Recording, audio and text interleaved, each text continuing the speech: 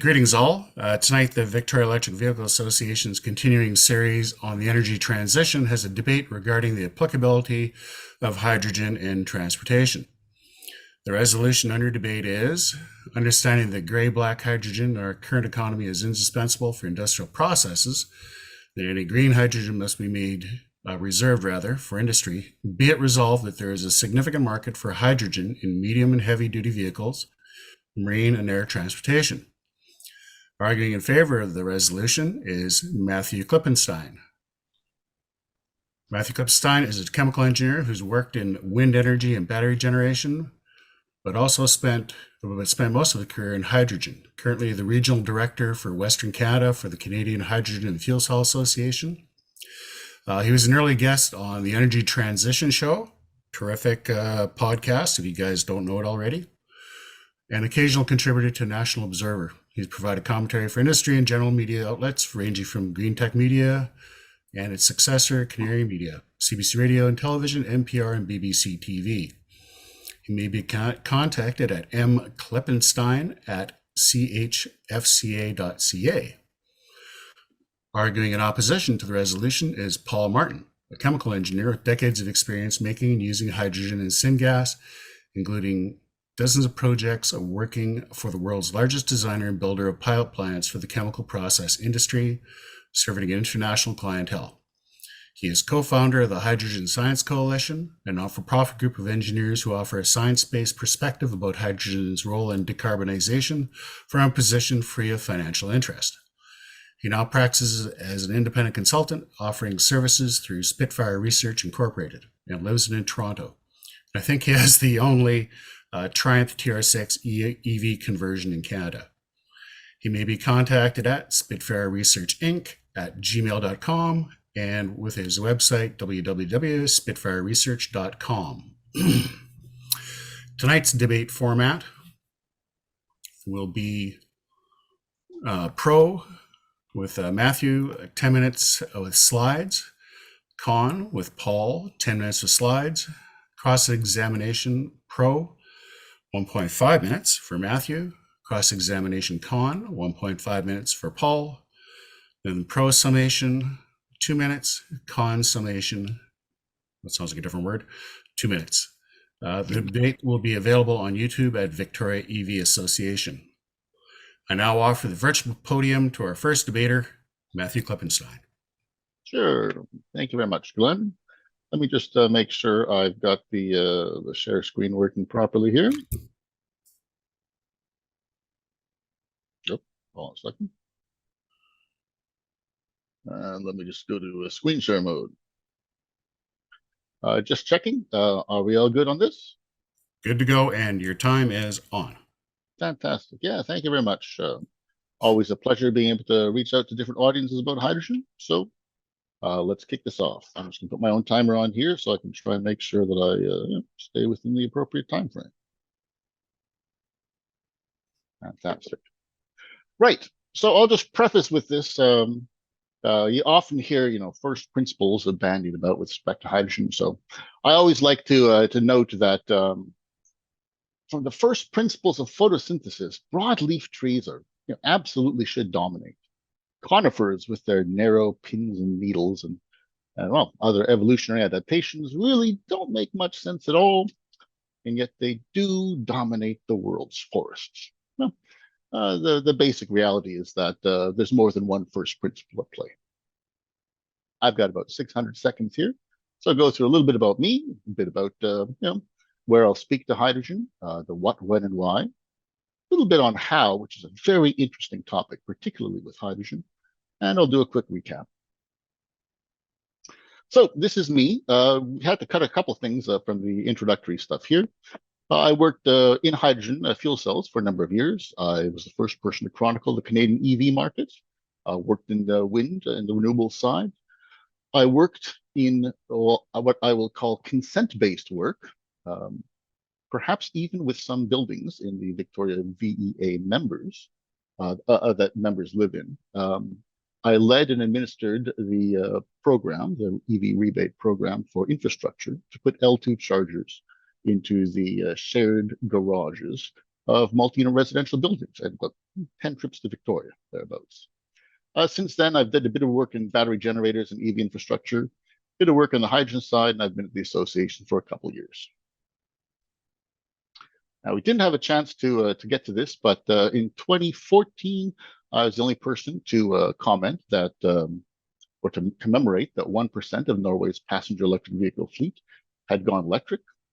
Over here, 2015, I wrote for GreenTechmedia an item basically showing that based on renewable cost curves, so-called green hydrogen would in due course be cheaper than so-called gray hydrogen in LNG importing countries, or natural gas importing countries. It's held up pretty well. I stopped writing for GreenTechmedia around 2018 when they refused to run a piece by me criticizing Elon Musk for calling that diver guy a pedophile. That's totally fair. That's their prerogative. I just figured I'd contribute elsewhere. Sometimes when you're early, you aren't recognized as being correct. So one aspect I really do, this will be a leitmotif in the presentation, is that a lot of life has a dimension of control. You do engineering, so you can control variables, you can control matter, energy. But there's also a dimension of consent when it comes to things. I worked for a Trump voters wind farm in Oklahoma, and I was also assigned late in the game to a wind farm in Ontario, which did not secure community consent and got a lawsuit filed against it. Most engineers work on the control side. There are many people in the social sciences who work on the consent side.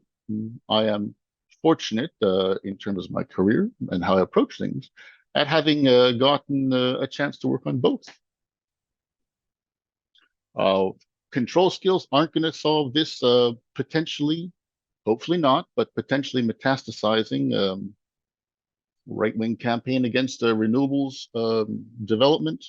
But this is an example where you need the consent skills to diffuse this kind of situation.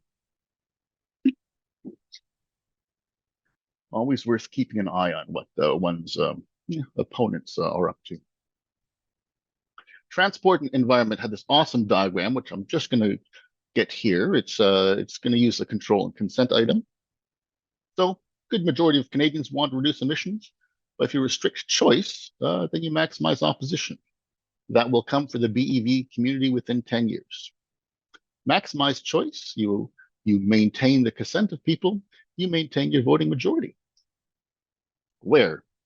Okay, so energy carriers in a zero-emission world, clean energy and clean hydrogen.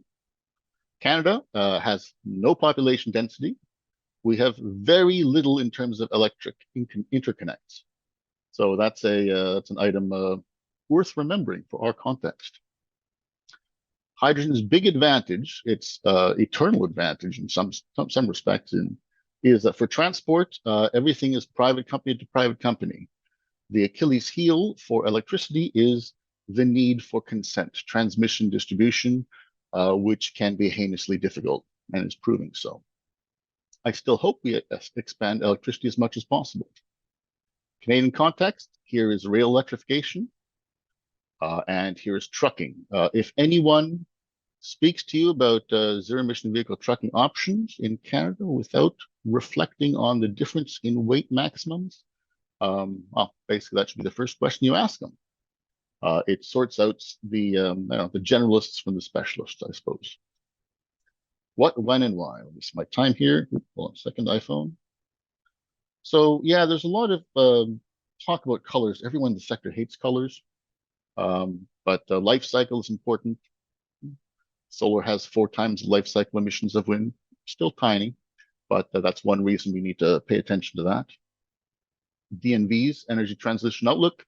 This gives you a bit of the what and the when. Hydrogen, it's like vinegar for ketchup, mustard, relish, mayo. It's everywhere. Hydrogen is in ammonia and e-fuels as well. I'll skim real quick through this. So these are just a selection of companies in these various sectors and the zero emission paths that they and their industries have chosen. Interestingly, for big box retailers, they will increasingly, as hydrogen becomes available, use forklifts for productivity reasons. And there are also already inquiries for them for recharging their fleets, the last mile fleets, without incurring demand charges. This is a little scale-up curve that I've published in a number of places. Wind and solar, this is fuel cells, this is electrolyzers. Kind of cool to see how technologies, even those deriving from Canada, have been able to scale up just over different timeframes. Productivity beats efficiency. Here is the study from NREL. Again, so you'll have a chance to read this after the fact. Basically, time dwell, we often assume it's free and it doesn't come with any opportunity cost, but all of your life and mine, businesses have tended towards 24/7 operation. If you believe in a robo-taxi world, we'll have fleets able to run 24 hours uptime, just stopping at their various stations and their terminal points. As such, there's a strong case for hydrogen, even in areas where the total cost of operation might be higher, but the ability to do more work, take advantage of 12 hours a day instead of, 24 hours versus 12 or 16, that creates value. And finally, how people think about hydrogen. It is really interesting to be in the hydrogen sector, especially if you've been online periodically on social media and so forth. Chances are, people watching know someone who thinks hydrogen vehicles are illogical, worthy of scorn, or ideally they shouldn't exist. Had a big fight with my one of my uncles, uncle by marriage, in about 2004 about them. Illogical. It made him angry just thinking about them. But the awesome part, the hilarious part is he was talking about homosexual men, not hydrogen. It was the exact same neural circuit, this moral dumbfounding, a psychologist at BBC explained to me. And it was just very curious. My dad, not particularly enlightened, was like, well, let weirdos do weirdo stuff. But my uncle was very different. He wanted to control things to be a certain way, didn't like this whole consent factor. David Roberts from the awesome Volts podcast had a really cool example from social media earlier. Cracker Barrel restaurants thought fake meat was illogical, worthy of scorn. You could basically substitute hydrogen vehicles in here. And ultimately, the choice is ours, whether we tolerate implicitly or explicitly contempt for others, others' preferences, others' choices, if we don't understand them, or we accept them. Recapping, basically, so I got my conifer there. We aren't Europe and Canada. Hydrogen isn't just hydrogen, and it will be modest, but it won't be a small part of things. Businesses will tend 24/7, and we can avoid the law of conservation of consumption. Turn it back to you, Glenn. Hold on a second. Thanks very much. Okay, Matthew, if you'll stop your screen and we'll get Paul up. Super. I'll mute myself here. And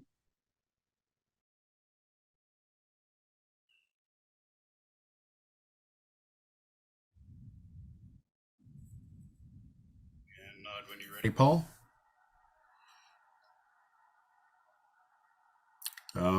Can't hear your voice. Yeah, there we go. Sorry, There we I go. just had that. It jumped screens on me when I shared my screen. So, hi, everybody. I'm not going to talk about me. I'm not going to talk much about hydrogen in the broader context. I'm going to talk to the resolution that we actually agreed to debate, which is about hydrogen and transport. I won't be talking about heating. I won't be talking about energy storage, just transport. And I'll give you all the reasons I can fit into 10 minutes that hydrogen is a bad fuel for transport. My first argument is that there's no green hydrogen to waste as a transport fuel, and that's simply because 99+% of hydrogen production today is made from fossils without carbon capture. Green hydrogen production basically doesn't exist other than in plans or future desires or pilot projects. And just to replace those uses of black hydrogen that are durable post decarbonization would take more than all of the wind and solar we make on Earth today, or did in 2022 at least. So it's a little premature to conclude we have any to waste. The second argument is that hydrogen is neither efficient nor effective as a transport fuel. The definition of an efficient material and an effective material are quite different. Gasoline, for instance, is a very effective but not very efficient fuel. Its effectiveness arises from its high energy density per unit volume and the fact that it's a liquid. You can pour it, you can transport it easily, you can store it in atmospheric pressure containers. It's really easy. But hydrogen is neither efficient nor effective, and that makes it costly. So first off, we make hydrogen from something else, electricity or methane. We lose about 30% of the energy that we feed in that transition. And if we feed electricity, it's even worse than that because we're throwing away most of the exergy or the potential to do work. We then lose another 10 to 40% in compression or liquefaction, depending on what we want. And then we feed it to a fuel cell or a turbine to make thermodynamic work or shaft work out of it again. And we lose between 40 and 60% more. If you take the best cases of all of these steps, which are the minimum steps, we have nothing in here for transmission or anything else, we get a 37% efficiency. Another way to put that is buy 3 kilowatt hours, get 1 back. So hydrogen is structurally a bad battery. Its low efficiency means it has structurally high energy cost. That there are too many steps means that it has structurally high capital cost. Its low energy density per unit volume means that it has low effectiveness. It's difficult to store and to move. And when you do the calculation, if you take 350 bar hydrogen pressure, which is common for transport trucks, you take a 60% efficient fuel cell, which you cannot afford, you end up with an energy density for that compressed hydrogen about the same as a Tesla battery pack, on the order of 400, 420 watt hours per liter, except that the tanks are cylindrical and they have hemispherical heads, so they don't pack together very well. And people will try to contend with the poor effectiveness of hydrogen by making e-fuels out of it, which actually sacrifices even more efficiency, throws away more energy in order to make the fuel more effective. Number 3, there's already a better alternative for land transport, and that's electric vehicles. When you compare them, electric vehicles are cheaper. They either weigh the same, weigh less, or don't weigh as much extra in the case of heavy transport as some people are imagining. They use a third as much energy, electric vehicles do. And the costs are definitely going to be at least a third for energy. And obviously they have to be more than that because there's capital costs that has to be paid for electrolyzers and compressors and storage equipment and so on. So there's a better option, and that's the electric vehicle. For land transport, argument 4, the notion that trucks is special is a myth. Trucks are basically the same value proposition as cars, except their owners understand total cost of ownership much better than car owners do. Most trucks gross out on volume or floor area of trailer, not on mass. Most trucks don't reach the maximum gross vehicle weight, irrespective of where you're talking about. And that's based on measurements made by the North American Center for Freight Efficiency. So it's pretty solid. About 75% of loads are not limited by gross vehicle weight. Of the 25% that are, a lot of them are fossil fuel tankers. So the notion that a slightly heavier vehicle with a battery that has provides adequate range will cripple the number of loads that can be carried is just not true. And unfortunately, those routes that are too long or too rural or too remote for electric vehicles to serve are not well served by hydrogen due to hydrogen's logistical problems. Hydrogen is too expensive to distribute across long distances. And here's why. Hydrogen distribution and dispensing is structurally expensive. On the left, we have a US DOT certified tube trailer which can carry about 380 kilograms of hydrogen if you can use it at atmospheric pressure. You have to have a scavenger compressor to do that, but if you do, you can get 380 kilograms out of it. A Class 8 gasoline or diesel tanker carries about 11,000 gallons, US gallons, which is about the equivalent lower heating value of about 30 hydrogen tube trailers. Now, there are tube trailers that people are working on with higher pressures, with composite tanks, and they may one day get DOT certification, and they may reduce this from 30 to 10. Still ridiculous. The other thing is people have a picture in their mind of a hose connected to a little pump. But of course, just like in The Wizard of Oz, the mystery is hiding behind the curtain here. Behind the curtain, there's a bunch of equipment that's not mentioned to cope with hydrogen's practicality problems. And this is what it took to keep one hydrogen engine vehicle on the road for a 24-hour race in Japan. That's 2 tube trailers, a trailer full of compressors and chilling equipment, and then the diesel generators to run the whole shebang. So it's a lot simpler in theory than it is in practice. Aircraft and ships, they need liquid fuels, and they need them for practical reasons.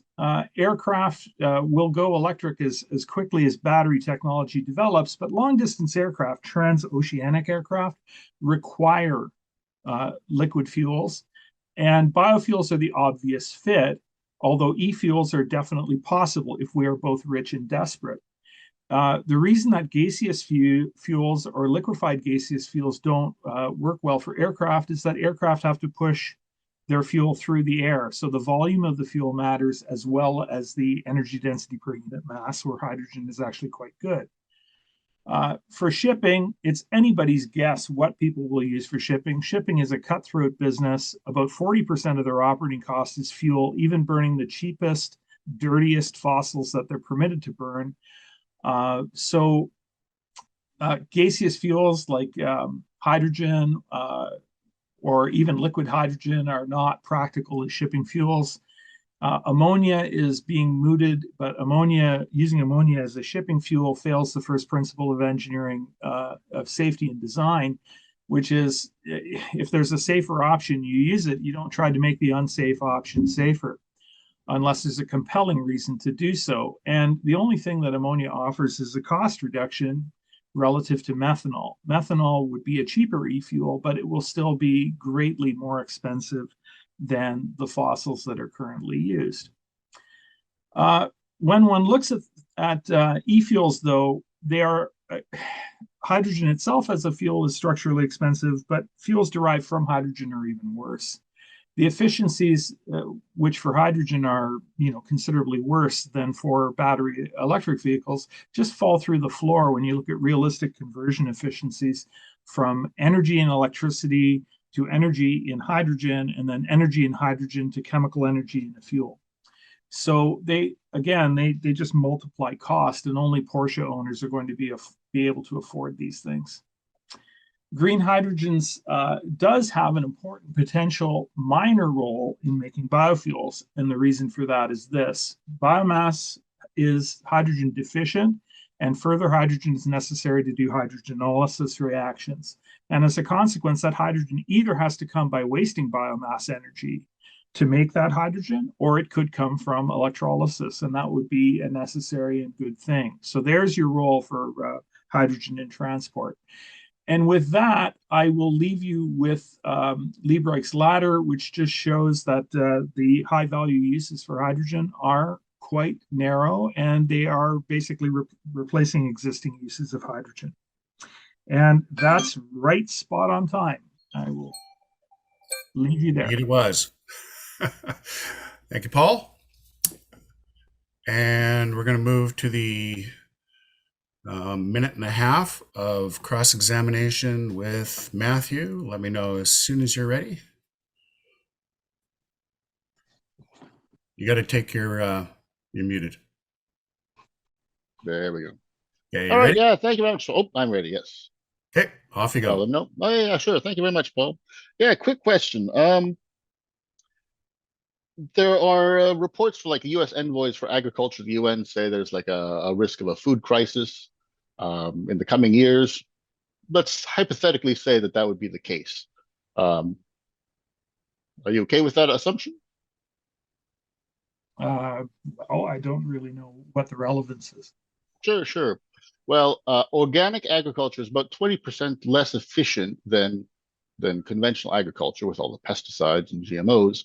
And so, on the basis that we have a limited amount of agricultural space and so forth, it sounds like you'd prefer for everyone to be switched over to the more efficient conventional agriculture, just throughput wise. Well, actually, organic agriculture was practiced really well in the 1890s, and crop yields were about a quarter. Okay, so that's going to be a little bit off topic here. But is it okay to use the lower yield process? Plants need nitrogen, and the nitrogen comes from fixing nitrogen from the atmosphere via Haber-Bosch, which is all right now produced by fossil-derived hydrogen. So right. And which nitrogen we got previously from bat guano.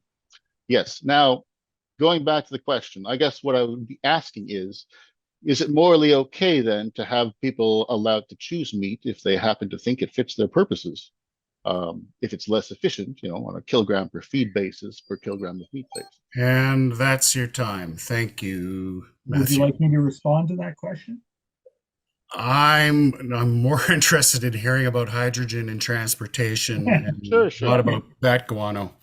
Okay, so I guess we can get going on mine. So, yeah, sure. Now, here you go. In regard to your point about consent, what I would say is that if there's only private money involved, then consent is really not something that troubles me. So if people thought hydrogen was a good transport fuel and they wanted to use it and they were willing to spend their own money financing it, building their transportation system, their distribution system, building the vehicles and finding a market for them, I'd be totally okay with that. But where the consent becomes a problem for me is when we're talking about public money to the tune of billions of dollars being put into this. So is that not a consent problem for you, Matthew, when we're talking about spending large amounts of public money? Sorry, so you can take this off the timer here. So to make sure I understand the question, your question is, am I concerned about the efficient use of public funds for hydrogen? I'm pretty sure I didn't mention public funds in my presentation. So I'm a little bit But do you deny that public funds are used in large quantity and that public funding via tax credits and other measures are being pushed for, in fact, largely by the fossil fuel industry for the purposes of promoting hydrogen as an alternative fuel? So there's a couple things there. First, having worked on publicly funded infrastructure for plug-in electric vehicles, yes, it is a general pattern for governments to put public funds towards things that are considered to be of value. Second question, sorry, the other question, being pushed by the fossil fuel sector. What I would say here is the vast majority of our members, unrelated to the fossil fuel sector, there is an opportunity to bring people in the hydrocarbon, the fossil fuel sector, into the low carbon economy by shifting them. I think this is one variant of the just transition theory into something which is of lower carbon. In Canada, due to our unique geography, that's going to be particularly applicable, not so much applicable in some other regions like California or so forth, where their fossil fuel production has largely wound down. The question of the historical ties. Oh, sorry.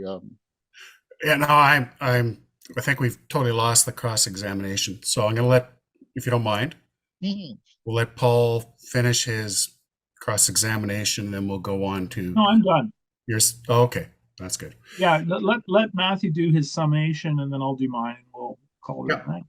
That'll be good. Well, unless you want Q&A from attendees. Oh, I'd be delighted for that, actually. So, okay, 2-minute summation. Hold on a second. I just realized I should have added those last 2 slides. but I'll speak to them instead, seeing as Paul probably doesn't have a separate summation slide. So let me know when to start here. Go. Super. Yes. So, Paul has presented a whole variety of items, all of which are factual, not all of which are relevant. With respect to efficiency, for example, we have e-bikes being 10 times as efficient on a kilometer per kilowatt hour basis. And there is the mundane reality that from NREL and from multiple companies who are full of engineers, very skillful, such as Paul and myself, who have concluded that, for all the demerits that can be theoretically put towards hydrogen, factual, they aren't completely relevant. The first principle of thermodynamic efficiency doesn't rule, much as the biological function of photosynthesis does not always wind up with broadleafs, trees dominating forests. It is very true that the hydrogen sector is nascent. That's actually part of the reason I came through here. The thought I would leave, or the metaphor I would leave, is that hydrogen in 2023 is a little bit like cell phones in 1983. If Paul and I were having this conversation, he would have no end of lists of items for why landlines were superior. Cell phones expensive, data plans, poor call quality, expensive phones, no network, and so forth. The very cool thing is, in a manner that doesn't at all threaten batteries, but rather makes the job easier for batteries to carry the rest of the transportation world, hydrogen will open up new opportunities. And as a result, we will see this fantastic scale up of this technology, much as we have seen with solar and wind.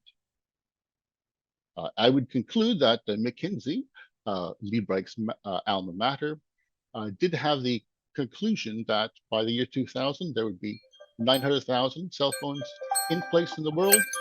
They underestimated that slightly on account of the lack of the network, which is happening with hydrogen today. Okay, thank you. And for once Paul unmutes, we'll have your summation. So I have a screen to share here. I would have done mine. Damn it. Okay. I'm not seeing coming up. But it's come up for me. Yeah, no, it's there. Oh, it had come up. Sorry, let me start again then. Let me share it. Yeah, I'm not seeing it, but if you're seeing it, that's good for me. Yep. So I don't hate hydrogen. I love hydrogen. I hate seeing hydrogen wasted. My concern with hydrogen as a transport fuel is that it's a waste of hydrogen and a distraction from real decarbonization, because hydrogen itself is not decarbonized yet. Once we've decarbonized hydrogen to some substantial fraction, say even 50%, perhaps we could start talking about it. But we're at 0.04% green hydrogen. And so-called blue hydrogen, which is really much more blackish blue and bruised colored, made from fossils with partial carbon capture, is the option that's being pursued in Canada, and it's being pursued for the purposes of predatory delay.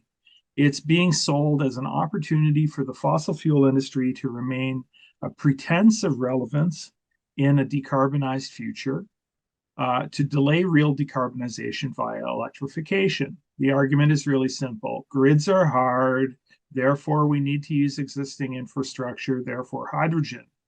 The trouble is that hydrogen infrastructure, using the gas infrastructure for hydrogen is extremely difficult, complicated, expensive, potentially dangerous, and GHG emissive. And as a consequence, it's really a bad idea. So I'll leave you with Hydrogen Science Coalition's principles that are here. Only green hydrogen is adequately clean. Don't let hydrogen delay electrification. Use hydrogen locally and produce it locally whenever you can. Decarbonize the durable uses of black hydrogen first. And please, let's not blend hydrogen into the natural gas network. That's just a distraction.